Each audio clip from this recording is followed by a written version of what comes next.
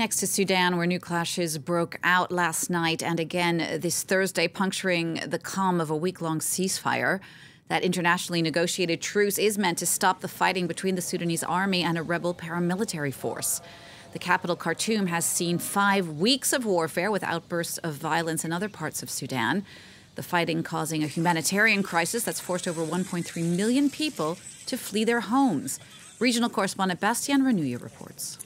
The fighting continued yesterday and overnight. In several areas of the capital, residents were not reporting any clashes, but in many others, my contacts told me that they could still hear gunshots, explosions. They even saw a fighter jet crashing in the city of Omdurman. It's a Khartoum twin city located on the other bank of the Nile. So even if the fighting is less intense than during the previous 5 weeks, the war continues despite this ceasefire. That's for the capital. Let's also mention the situation in North Kordofan. The city of El Obeid is still surrounded by the rapid support forces. Clashes broke out yesterday. At least 20 civilians were injured and many were killed.